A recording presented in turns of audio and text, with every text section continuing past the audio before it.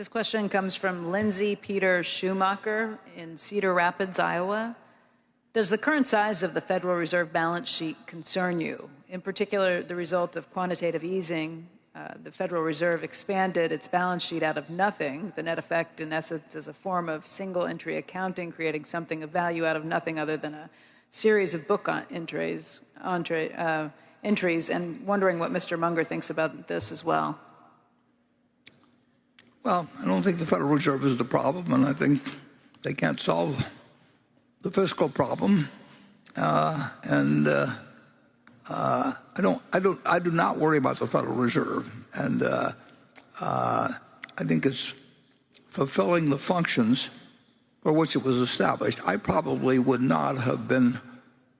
They have two objectives, and I would not have been one probably that would have changed the inflation objective to 2% a year from zero. I think that I think that if you tell your people that you're shooting to depreciate your currency at 2% a year, that has a lot of implications, although it feels good to a lot of people. A lot of people want a little inflation, but nobody wants a lot of inflation, except somebody's got a lot of debts.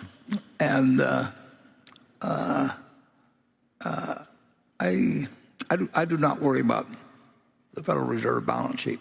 I enjoy looking at it, and the numbers are big. I always like big numbers, but it is not. It's interesting. One of the most interesting figures to me is currency in circulation. I mean, it is gone. They were saying cash is trash back in 2007 and 8, and all of that cash is going to disappear. Well, if you look at the Federal Reserve balance sheet, it's gone from $800 billion to $2.2 trillion. And most of that's in $100 bills, overwhelmingly. And if you figure it out, I think there's about 50 $100 bills per person, babies, everybody in the United States. And I would really like to know where all of that is. I mean, nobody's hoarding euro dollars, in South America or Africa or wherever. And the demand for currency now, it's some of it maybe used to be subtle drug dealers' activities and all of that. But anybody thinks cash is trash ought to look at the Federal Reserve balance sheet, and actually you can look at how many $5 bills and $2 bills and ones and all that, and the action has been in $100 bills. I mean, it is just astounding the way that $100 bills have spread, and of course I don't know where they are, and I don't think the Fed can know exactly, but they probably make a lot better guess than I could.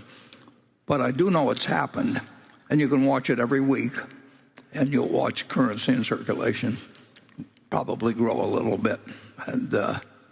And believe me, cash is not trash.